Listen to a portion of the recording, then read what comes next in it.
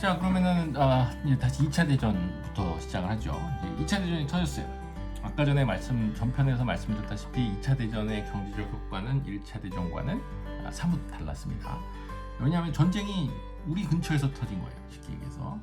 그래서 메가더 장군이 2차 대전 때 서남 태평양 이쪽에 와서 진주하죠. 메가더 장군이 와서 진주했던 곳이 멜번 콜린스 스트리트 쪽입니다. 그래서 그쪽으로 들어와서 미국이 참전을 했고, 그 다음에 미군들이 필요했던 물자라든지 이런 것들을 호주에서 많이 생산을 했죠. 그러면서 호주의 그런 제조업이 발전할 수 있는 기회를 만들었던 것도 사실은 이 시점이라고 볼 수 있고, 전 시간에 잠깐 얘기했습니다만 한국 전쟁 당시에 미군의 그러한 옷을 만들어야 되니까 그때 엄청나게 양모를 수요가 급증했고, 그거 덕분에 양모 가격이 뛰면서 호주가 아주 짭짤한 재미를 봤던 게 또 이 시기이기도 합니다. 그러면서 이제 2차 대전이 끝나고 나서 중공업, 제조업 쪽이 올라오고, 그 다음에 이민 정책이 본격적으로 추진되죠. 새로운 이민성이 만들어지고 영국인이 아닌 기타 유럽 사람들을 받기 위한 이민의 문이 활짝 열리면서 이제 유태인들, 남유럽 계통 사람들, 이런 사람들이 막 들어오기 시작한 게 이때이기도 합니다. 그래서 1940년부터 시작해서 한 1970년대까지 호주가 아주 재미를 보는 또 두 번째 롱한 아주 긴 경기 화랑이 펼쳐졌고, 그리고 1950년대 후반 57년 정도에 오면은 전쟁을 했던 일본과의 다시 외교 관계도 다시 수립을 하죠.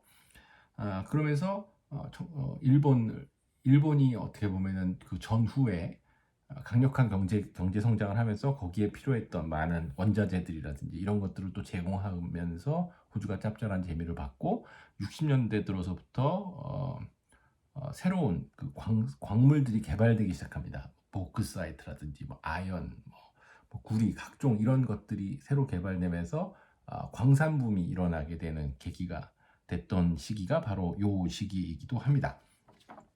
자, 그렇게 해서 호주가 돈을 쫙 벌면서 쭉 일어났던 거예요. 이때는 어떻게 보면은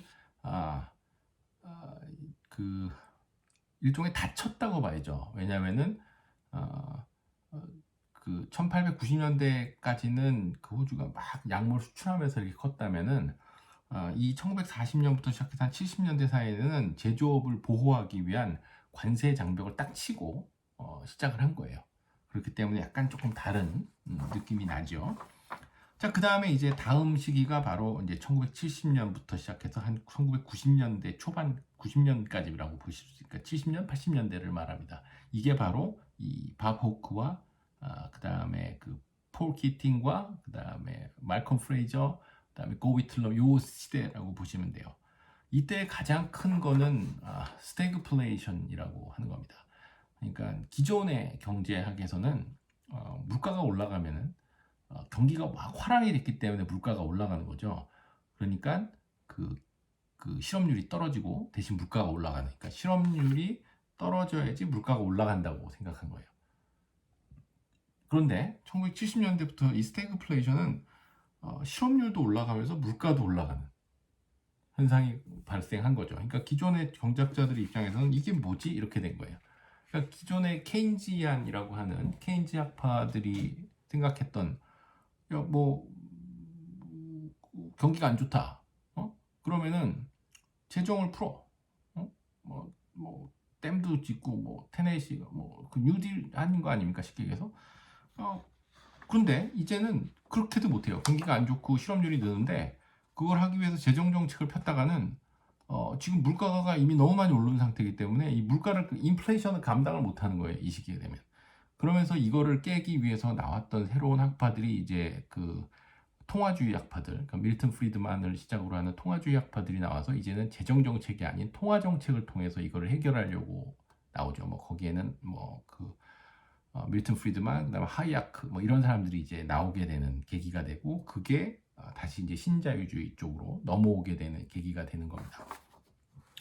자, 아무튼 그 전까지만 해도 세계 경제는 그 브레튼 우즈 체제라고 하는 시스템으로 연결된 거예요. 그거는 이제 1944년에 2차 대전이 끝날 무렵쯤에 미국 그 뉴햄프셔 쪽에 있는 그 브리튼 우즈라는 지역에 사람들이 모여서 아, 그 기축 통화에 대한 얘기를 한 거예요. 그때 마련된 게 쉽게 얘기해서 미국 달러를 금에다가 고정시킨 고정 환율로 가자는 거예요.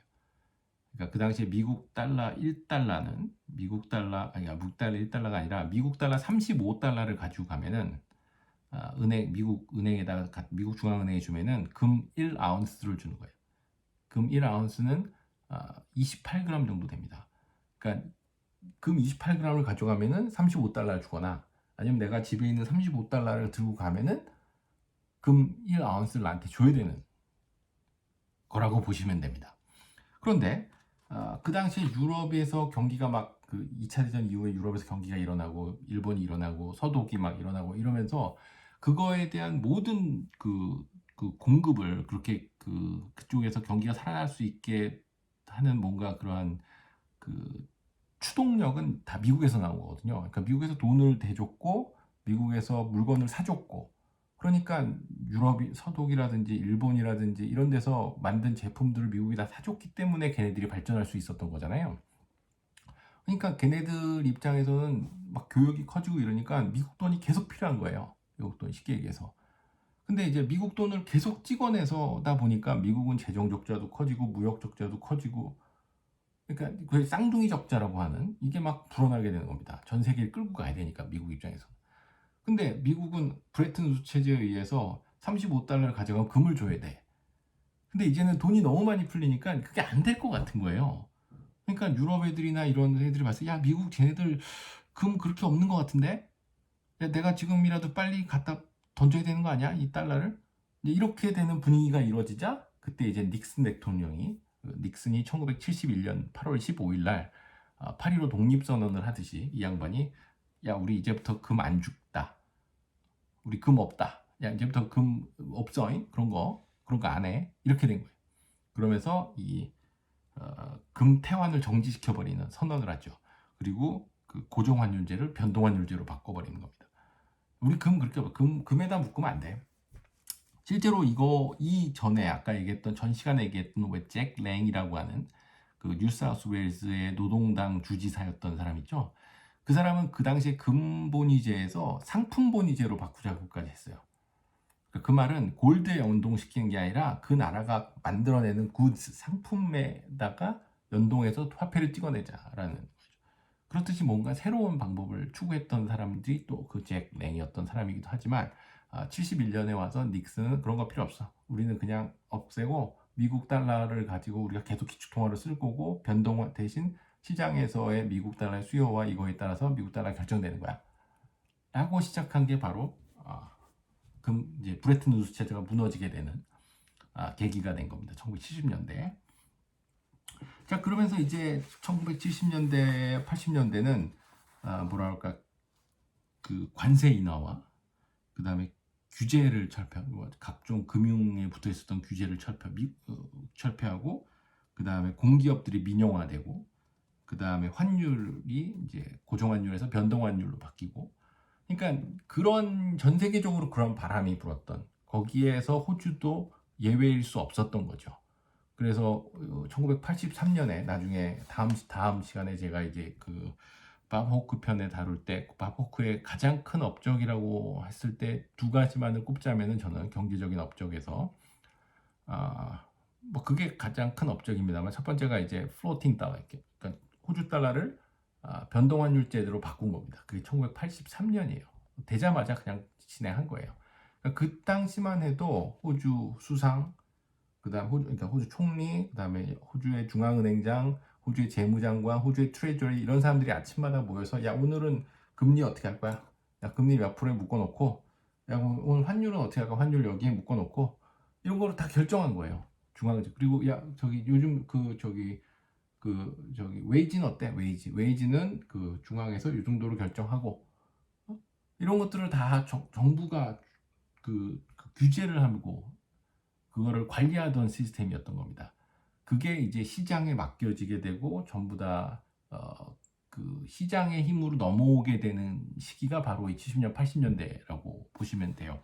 그거를 주도했던 사람이 바로 밥 호크가 되는 겁니다. 쉽게 얘기해서.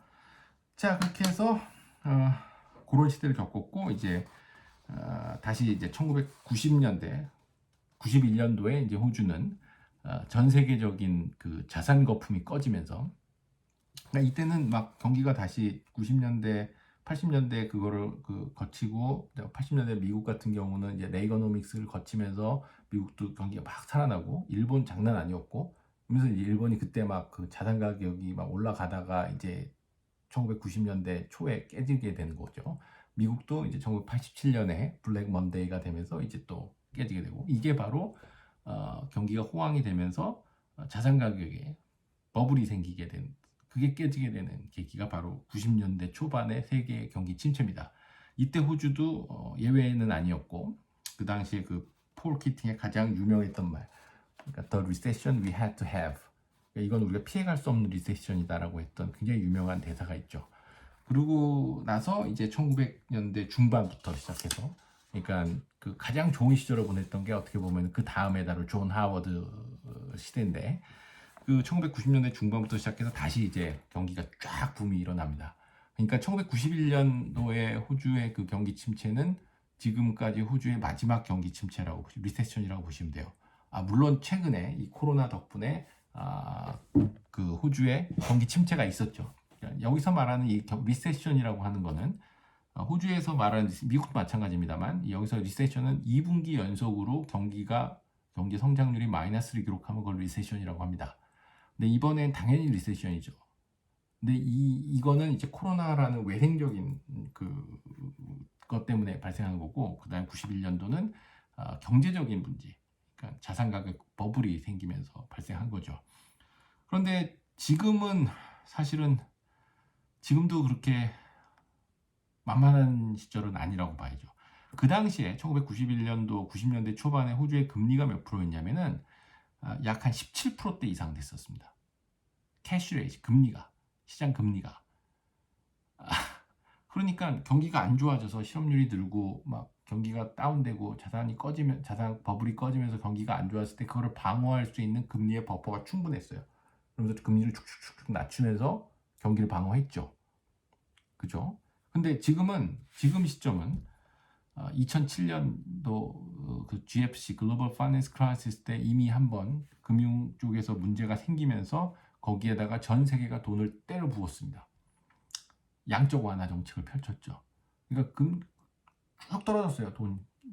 저기 금리 자체가 지금 거의 제로 금리 아닙니까? 지금 호주도 0.5인가 0.25인가 그렇죠.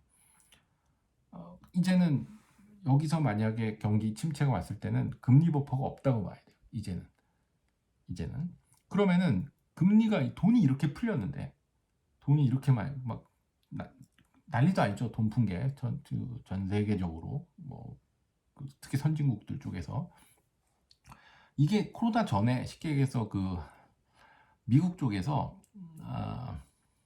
그 양적 완화를 마치고 돈을 다시 조금씩 회수하려고 하던 찰나였습니다. 그러던 찰나에 어떻게 보면 이런 사태가 터졌고, 이제 더 이상 금리를 올리지 못하고 다시 또 금리를 내릴 수밖에 없고 계속 돈을 풀 수밖에 없는 상황이 발생한 거죠. 그런데 왜 인플레이션이 생기지 않을까요? 그러니까 지금 시중 이렇게 많이 돈이 풀렸는데 왜 물건값은 오르지 않죠? 그만큼 공급이 빠르기 때문입니다. 그러니까 이제는 돈이 많아요. 시중에 돈이 쫙 풀려도 예를 들어 이 컵을 하나 산다고 쳐요. 이 컵을 하나 사는데 돈이 많이 풀리니까 사람들이 이걸 누구나 다 사려고 하는 거예요. 그럼 이거의 가격이 올라가겠죠. 예전 같았으면 그랬습니다. 근데 지금은 이거에 사람들이 돈이 많아서 이걸 막 사려고 대들잖아요. 그러면은 이거를 중국, 인도, 어디 저기 스리랑카 이런 데서 쫙 만들어 버려. 그러니까 공급이 쫙 풀리는 겁니다. 공급이 엄청나게 빨리 반응을 하는 거예요. 그 수요에. 그러니까 인플레가 생기지 않습니다. 대신 인플레가 생기는 곳이 있어요. 공급이 그렇게 따라가지 못하는, 그게 바로 부동산입니다. 부동산 지금 난리 났죠. 전 세계적으로. 그리고 그 다음에 주식시장이에요. 주식시장도 막 IPO를 해서 막 주가 이렇게까지는 지금은 못하고 경기가 안 좋으니까 그렇게 못하기 때문에 그냥 주식은 거래할 수 있는 건 한정적인데 주식을 사겠다고 덤비는 사람들은 엄청나게 많은 거죠. 그러니까 자산 가격이 올라가는 거예요. 그렇게 공급이 한정적인 자산의 가격이 그게 지금의 상황입니다. 근데 이런 상황에서 만약에 금리가 하이킹, 금리가 올라가기 시작한다면은 여러 군데서 곡소리 나오게 되는 거죠. 아무튼 지금은 아주 정말 그러니까 박빙여이라고 해서 그 얇은 얼음에 정말 초봄의 얼음 위를 걷는 듯한 분위기가 지금의 분위기라고 저는 보여집니다. 이게 코로나라고 하는 우리가 예상치 못했던 외생적인 변수에 의해서 에포크가 일어날 수 있어요. 이게 지금까지는 호주도 뭐 잡키퍼라든지 잡시커라든지 호주를 뿐만 아니라 전 세계가 돈으로 어느 정도 막고는 있습니다만 이게 얼마나 갈 수 있을지는 두고 봐야 알겠죠. 자, 아무튼 그런 식으로 대충 제가 호주의 경제 상황을 조금 알아봤고 아무튼 그 얘기를 안 했나? 다시 이제 90년대, 91년 이후부터의 호주의 경기 붐을 이끌고 있는 거는 제조업이 아닙니다. 이제는 제조업은 1970년대, 80년대 관세를 떨어뜨리면서 오픈시켰어요. 그러면서 본격적으로 90년대 이후의 붐에서는 주도했던 거는 광산업이라고 보실 수 있습니다. 그러니까 지금도 호주의 3대 수출품이 철광석, 석탄, 그 다음에 내추럴 가스입니다. 이게 한 40% 돼요. 호주 수출품에. 40% 정도 되죠. 제가 알기로는. 예. 아니면 제가 하여튼 자막을 깔게요. 나중에. 그리고 난 다음에 또 큰 게 이제 서비스업. 그러니까 제조업을 그 덕에 호주에 자동차 다 나갔죠. 포드 나갔죠. 홀덴 망했죠. 뭐 토요타까지 나갔습니다. 이제는 호주에 자동차를 만들지 않아요. 호주는 제조업으로 있을 수 있는 나라는 아닌 것 같아요. 그러니까 호주가 끌고 나가는 건 광산. 이건 뭐 어쩔 수 없죠. 이건 워낙 많으니까.